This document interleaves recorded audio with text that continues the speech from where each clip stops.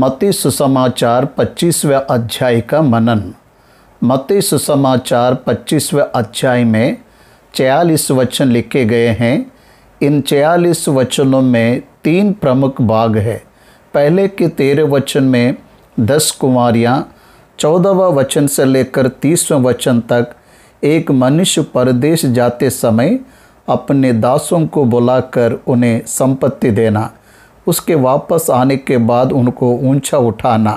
31वें वचन से लेकर 46वें वचन तक में प्रभु के दूसरे आगमन पर अन्य देशों के ऊपर होने वाला न्याय, जजमेंट ऑफ जीसस क्राइस्ट, ये तीनों भी इस अध्याय के विशेष बातें हैं। पहले के 13 वचनों को पढ़कर ध्यान करेंगे। मत्ती सुसमाचार 25वां अध्याय, उसका पहला वचन। तब स्वर्ग का राज्य उन 10 कुंवारियों के समान होगा जो अपनी मशालें लेकर दूल्हे से भेंट करने को निकली। उनमें 5 मूर्ख और 5 समझदार थे। मूर्खों ने अपनी मशालें तो ली, परंतु अपने साथ तेल नहीं लिया। परंतु समझदारों ने अपनी मशालों के साथ अपनी कुप्पियों में तेल भी भर लिया। जब दूल्हे के आने में देर हुई तो वे सब ऊँघने लगी और सो गई। आधी रात को धूम मची, देखो दूल्हा आ रहा है, उससे भेंट करने के लिए चलो। तब वे सब कुमारियाँ उठकर अपनी मशालें ठीक करने लगी। और मूर्खों ने समझदारों से कहा, अपने तेल में से हमें कुछ भी दो, क्योंकि हमारी मशालें बुझी जा रही है। परंतु समझदारों ने उत्तर दिया, कदाचित यह हमारे और तुम्हारे लिए पूरा ना हो। भला तो यह है कि तुम बेचने वालों के पास जाकर अपने लिए मोल ले लो। जब वे मोल लेने के लिए जा रही थी तो दूल्हा आ पहुंचा, और जो तैयार थी वे उसके साथ विवाह के घर में चली गई और द्वार बंद किया गया। उसके बाद वे दूसरी कुमारियाँ भी आकर कहने लगी, हे स्वामी, हमारे लिए द्वार खोल दे। उसने उत्तर दिया, मैं तुमसे सच कहता हूँ, मैं तुम्हें नहीं जानता। इसलिए जागते रहो, क्योंकि तुम ना उस दिन को जानते हो ना उस घड़ी को। 13वां वचन को मैंने पढ़ा। यह 13वां वचन यीशु मसीह के समय में एक प्रथा थी, विवाह में होने वाली एक प्रथा थी, उसके बारे में बताते हुए उसमें से स्वर्ग के राज्य के बारे में एक्सप्लेन कर रहे हैं। ये 10 कुंवारियाँ इस्राएल राज्य के सादृश्य है, क्योंकि उन्होंने अपनी कुप्पी में तेल नहीं ली। नए नियम के अनुसार कलीसिया अनुग्रह के द्वारा बचाई गई, उसमें कलीसिया का कोई भी पात्र नहीं है। अनुग्रह और परमेश्वर के द्वारा दी गई विश्वास के द्वारा उनका उद्धार हो रहा है। सेल्फ इफेक्ट कुछ भी नहीं है, लेकिन व्यवस्था के समय में वे विश्वास के द्वारा किए गए कार्यों से बचाए गए हैं। इस तरह ये 10 कुमारियों का वृत्तांत इस्राएलियों के सादृश्य है, ऐसा बाइबल पंडितों ने जाना। स्वर्ग का राज्य उन 10 कुमारियों के समान होगा जो अपनी मशालें लेकर दूल्हे से भेंट करने के निकली। दूल्हा प्रभु यीशु मसीह है। प्रभु यीशु मसीह के दूसरे आगमन का कलीसिया इंतजार कर रही है। प्रभु यीशु मसीह मैसिया के रूप में आएगा। इस तरह यहूदी समाज के लोग बाहर जो रहे हैं, थोड़ा ध्यानपूर्वक सुनिए। प्रभु यीशु मसीह पहले आगमन में आए।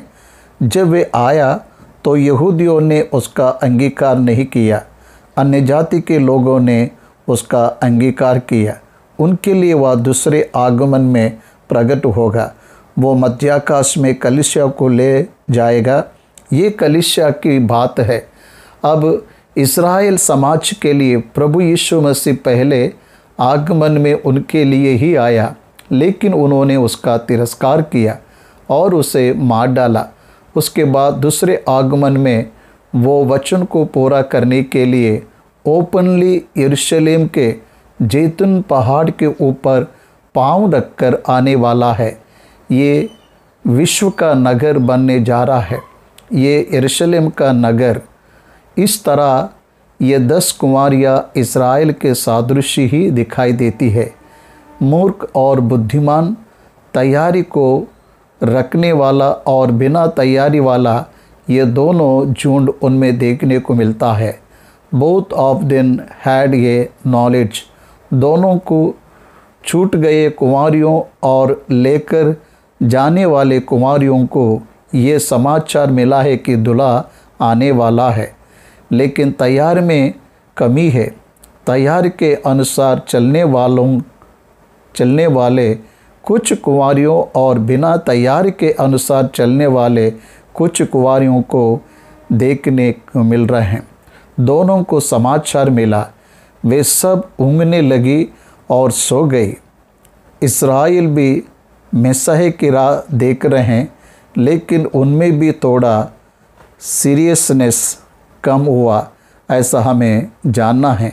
दूल्हा आ रहा है, ये जानकर उनमें से कुछ लोग ही प्रभु को अंगीकार करने के लिए तैयार हो गए हैं।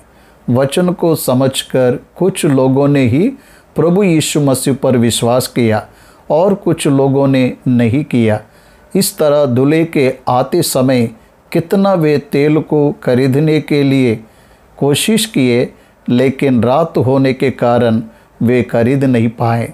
तैयारी को रखने वाले कुंवारियाँ प्रभु को पा लिए, ऐसा हम देखते हैं।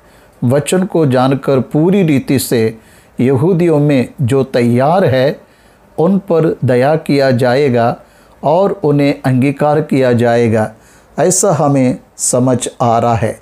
ये यहूदियों के सादृश्य है। ये जानने का उदाहरण एक है।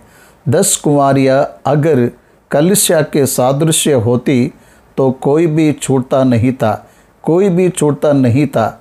कलीसिया का मतलब एक्लेसिया, कॉल्ड आउट पीपल। प्रभु किसको कलीसिया कहता है? उद्धार को पाने वाले चुने हुए और अंगीकार किए गए लोगों को, यीशु को अंगीकार करने वालों को ही वो कलीसिया कहता है। इसके विपरीत कलीसिया में कुछ लोगों का उठा लिया जाना और छूट जाना नहीं रहता है। इस तरह कलीसिया उठा ली जाएगी। अभी हम जो कलीसिया को पृथ्वी पर देख रहे हैं वो मसीह की कलीसिया नहीं है, इसमें रहने वाली मसीह की कलीसिया है। सामूहिक रूप से मसीह कलीसिया है। डेनोमिनेशन चर्चेस में जो है वो वेस्टर्न कलीसिया है, लेकिन प्रभु के साथ रहने वाला कलीसिया परिपूर्ण कलीसिया है, सामूहिक कलीसिया में कोई छूटेगा नहीं, एक भी छूटे ऐसा परिस्थिति नहीं रहेगी। इसलिए ये इस्राएल के सादृश्य है। इस्राएल ही तैयारी के साथ प्रभु के पास आते थे, बिना तैयारी वाले नहीं आ सकते। ये हमें निश्चय जानने वाली बात है। उसके बाद मैं अब प्रभु वहाँ पर बता रहा है, स्वामी हमारे लिए द्वार खोल दे। उसने उत्तर दिया, मैं तुमसे सच कहता हूँ, मैं तुम्हें नहीं जानता हूँ।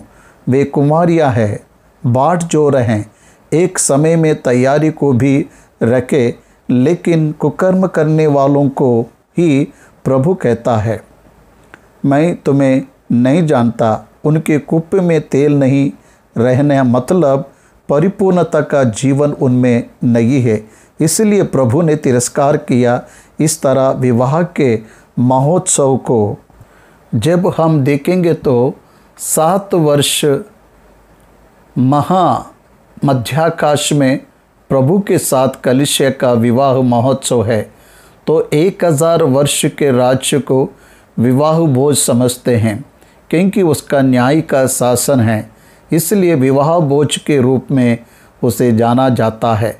उसमें प्रवेश करने की योग्यता वही रखते हैं जो प्रभु के द्वारा ओल्ड टेस्टमनी सेंट्स में से रिसरेक्शन में आने वाले तैयारी को रखने वाले ही आते हैं। बिना तैयारी के कोई भी नहीं आ सकता। भौतिक रूप से यहूदियों में जन्म लेने वाला कोई भी यहूदियों के राज्य में प्रवेश नहीं कर पाएगा।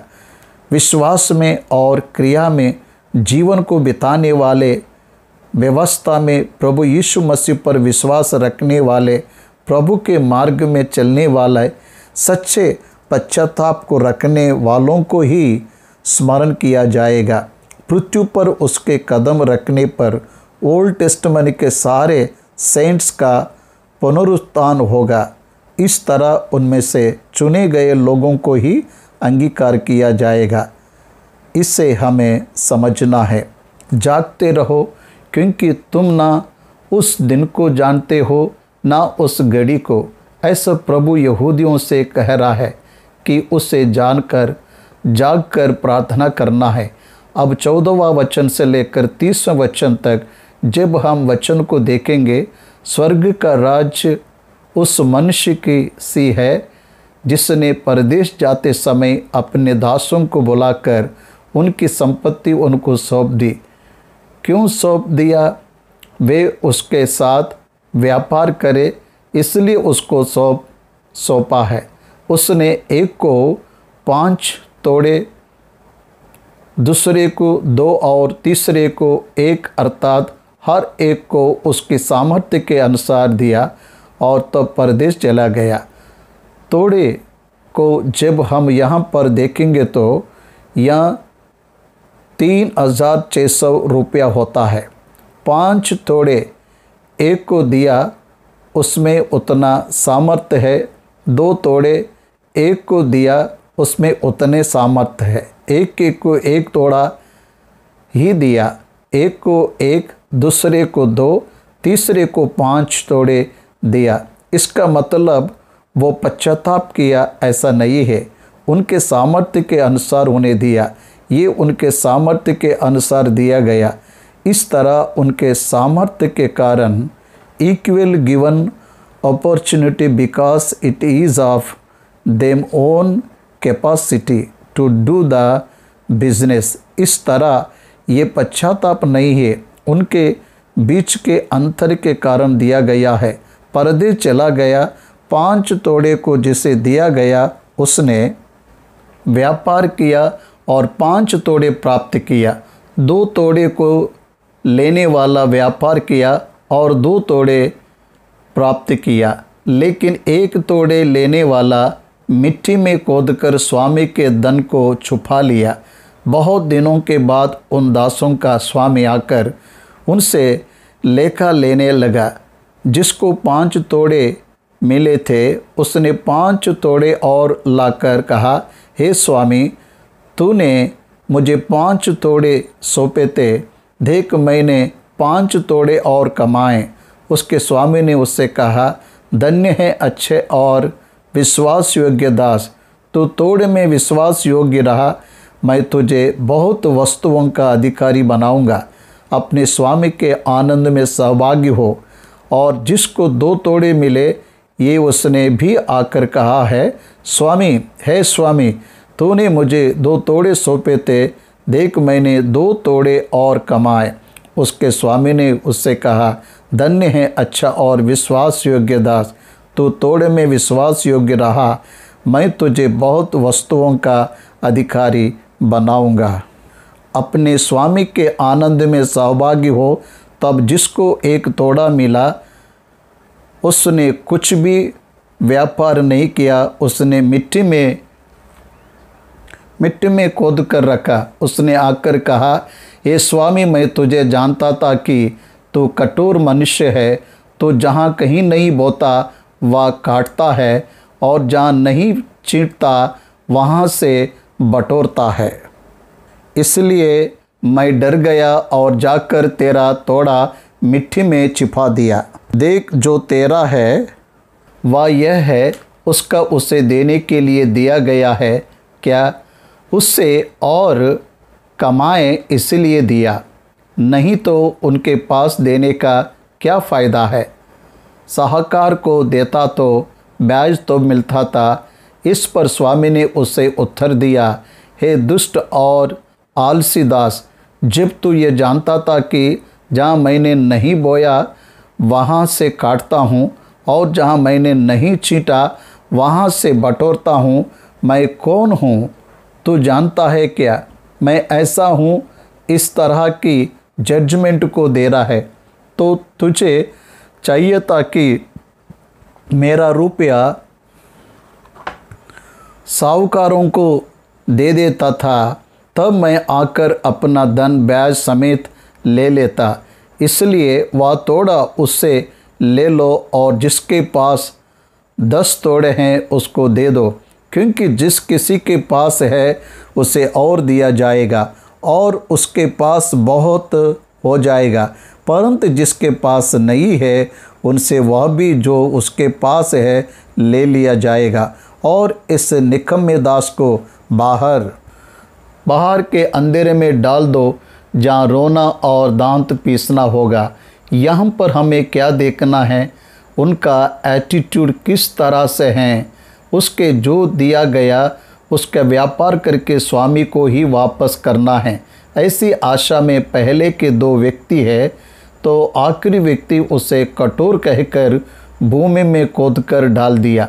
परमेश्वर के द्वारा दिए गए जीवन को मल्टीप्लाई करके उसे समृद्धि से परमेश्वर को सौंपने वाला ही परमेश्वर का पुत्र कहलाएगा। वैसा नहीं रहने वाला आग के कुंड में डाल दिया जाएगा। इसलिए दिए गए तोड़ों का लेखा देना है, ऐसी जागरूकता को रखना है। दिए गए तोड़ों की अभिवृद्धि करना है, ऐसी भावना को रखना है। व्यापार करते समय ध्यानपूर्वक जीवन को बिताना है, ऐसी मनसा को जीवन में रखना चाहिए। ऐसे रहने पर ही वो कुछ प्राप्त कर सकते हैं, वे ही रख सकते हैं। लेकिन स्वामी को बताना उनका कर्तव्य है। प्रभु का न्याय करते हुए, स्वामी का न्याय करते हुए तो दुष्ट है ऐसा कहने पर वो स्वामी दुष्ट नहीं रहेगा, ये दास ही दुष्ट रहेगा। इस दास ने जो उसको दिया गया उसे खो दिया और 10 तोड़े वालों को दे दिया गया। यहाँ पर ये बात प्रभु बता रहे हैं, जिसके पास है उसे और दिया जाएगा और उसके पास बहुत हो जाएगा, परंतु जिसके पास नहीं है उससे वह भी जो उसके पास है ले लिया जाएगा। इस तरह प्रभु के विश्वास को जो पा लेता है उसे अत्यधिक प्रतिफल प्रभु के पास से मिलता है। प्रभु के माइंडसेट के अनुसार चलने वाले दास आशीष के कारण बनते हैं। यहाँ पर इस बात को बता रहे हैं, ऐसे लोगों के लिए ही स्वर्ग का राज्य है। अब तीसरी बात की ओर जाने से वो अपने अंत के समय में करने वाले अद्भुत बातें चुनना, अलग करना, न्याय करना। 31 वचन से लेकर 46 वचन तक यही लिखा गया है। जब मनुष्य का पुत्र अपनी महिमा में आएगा और सब स्वर्गदूत उसके साथ आएंगे तो वह अपनी महिमा के सिंहासन पर विराजमान होगा। इसे हमें श्वेत सिंहासन का न्याय कहते हैं। हर एक को उसके सामने खड़े होना है। मसीह के न्याय के वेदी पर प्रकट होना ही है। वैसे विराजमान होने पर सब जातियां उसके सामने इकट्ठा की जाएगी। एंड टाइम में 1000 वर्ष के राज्य के बाद पहले के मृतक लोग जी उठेंगे। आदम से लेकर अंतिम मृत्यु के पाने वाले सब फिर से पुनरुत्थान होंगे। सबसे पहले कलीसिया का पुनरुत्थान होगा। प्रभु जब पृथ्वी पर कदम रखेगा तब ओल्ड टेस्टमनी सेंट्स का पुनरुत्थान होगा। 1000 वर्ष का राज्य होने के बाद बचे हुए मृतक जिएंगे। यही बात की प्रकाशित वाक्य 20वां अध्याय 5वां वचन गवाही देता है। यहाँ पर प्रभु का 1000 वर्ष का राज्य पूरा होने के बाद उसका फाइनल जजमेंट देते समय सब मृतकों को उसके सामने ले आना। तब जैसे चरवा भेड़ों को बकरियों से अलग कर देता है, वैसे ही वह उन्हें एक दूसरे से अलग कर देगा। तब वह भेड़ों को अपने दाहिने ओर और बकरियों को बाएं ओर खड़ा करेगा। तब राजा अपने दाहिने ओर वालों से कहेगा, हे मेरे पिता के धन्य लोगों, आओ उस राज्य के अधिकारी हो जाओ जो जगत के आदि से तुम्हारे लिए तैयार किया गया है। क्योंकि मैं भूखा था और तुमने मुझे खाने को दिया, मैं प्यासा था और तुमने मुझे पानी पिलाया, मैं परदेशी था और तुमने मुझे अपने घर में ठहराया, मैं नंगा था और तुमने मुझे कपड़े पहनाए, मैं बीमार था और तुमने मेरी सुधि ली, मैं बंदी गृह में था और तुम मुझसे मिलने आए। तब धर्मी उसको उत्तर देंगे, हे प्रभु, हमने कब तुझे भूखा देखा और खिलाया, या प्यास देखा और पानी पिलाया? हमने कब तुझे परदेश देखा और अपने घर में ठहराया, या नंगा देखा और कपड़े पहनाए? हमने कब तुझे बीमार था, बंदी गृह में देखा और तुझसे मिलने आए? तब राजा ने उन्हें उत्तर दिया, मैं तुमसे सच कहता हूँ कि तुमने जो मेरे इन छोटे से छोटे भाइयों में से किसी एक के साथ किया, वह मेरे ही साथ किया। मतलब प्रभु क्या देख रहे हैं, अपने भाइयों से प्रेम कर रहे हैं कि नहीं। व्यवस्था किसी से पूरा होता है, अपने समान अपने पड़ोसी से प्रेम रखना, इस बात से व्यवस्था पूरा हुआ है। मतलब भाइयों के साथ जो ऐसा नहीं करता है, वो प्रभु के साथ भी ऐसा नहीं करता है। भाइयों के लिए ऐसा करने से उसने प्रभु को ही ऐसा किया। प्रभु के लिए किया मतलब प्रभु पर विश्वास रखा, इसलिए प्रभु के लिए कर रहे हैं। प्रभु के लिए कर रहे हैं, ये प्रभु ही अंगीकार कर रहे हैं। जो अल्फा लोगों के लिए करता है, उसने मेरे लिए भी किया है। वही नहीं करने वालों से वह बात कर रहे हैं, तब वह भाई और भाई वालों से कहेगा, हे शापित लोगों, मेरे सामने से उस अनंत आग में चले जाओ जो शैतान और उसके दूतों के लिए तैयार की गई है। याद रखिए, आग का कुंड शैतान के लिए तैयार किया गया है, मनुष्यों के लिए तैयार नहीं किया गया। लेकिन शैतान का अनुसरण करते हुए प्रभु के उद्धार के मार्ग का तिरस्कार करने वाले सभी के लिए, यीशु को मसीह के रूप में ग्रहण ना करने वाले सभी के लिए वो आग का कुंडी ही है रह गया। क्योंकि मैं भूखा था और तुमने भूखे खाने को नहीं दिया, मैं प्यासा था और तुमने मुझे पानी नहीं पिलाया, मैं परदेशी था और तुमने मुझे अपने घर में नहीं ठहराया, मैं नंगा था और तुमने मुझे कपड़े नहीं पहनाए, मैं बीमार और बंदीगृह में था और तुमने मेरी सुधि ना ली। तब वे उत्तर देंगे, हे प्रभु, हमने तुझे कब भूखा या प्यासा या परदेशी या नंगा या बीमारी या बंदीगृह में देखा और तेरी सेवा टहल नहीं की? तब वह उन्हें उत्तर देगा, मैं तुमसे सच कहता हूँ कि तुमने जो इन छोटे में से किसी एक के साथ नहीं किया, वह मेरे साथ भी नहीं किया। इन में से कह रहा है, मतलब इस झुंड में वह है, उनके भाई इस झुंड में हैं। वे इतना तकलीफ उठा रहे हैं थे, फिर भी तुमने उसकी ओर देखा भी नहीं, केयर नहीं किया, और ये अनंत दंड भोगेंगे। परंतु धर्मी अनंत जीवन में प्रवेश करेंगे। धर्मी किसे कह रहा है? याकूब की पत्री बताए गए बातों के अनुसार विश्वास की परिपूर्णता को क्रियाओं में दिखाते हुए, वो विश्वास क्रियाओं में क्रियाओं के द्वारा साबित किए जाने के द्वारा वे व्यवस्था का पालन करते हुए विश्वास को दिखाकर इसलिए वे अनंत जीवन में पाएंगे। व्यवस्था का तिरस्कार करते हुए परमेश्वर के प्रति अविश्वास को व्यक्त करने के द्वारा वे अनंत आग के कुंड में डाले जाएंगे। एंड टाइम में फाइनल जजमेंट में प्रभु पर विश्वास न रखने वाले, परिपूर्ण जीवन विश्वास से संबंधित जीवन को ना रखने वाले न्याय के दिन आग के कुंड में डाले जाएंगे, ऐसे बता रहे हैं। 25वां अध्याय में प्रमुख रूप से उसके न्याय के बारे में, उसके राज्य में किस तरह से वह अपने लोगों के इकट्ठा करेगा, किस तरह दुष्टों का तिरस्कार करेगा, बुरे लोगों को किस तरह से दंड देगा, इसमें हमें बताया गया। इस तरह से हमने 25वां अध्याय समाप्त किए।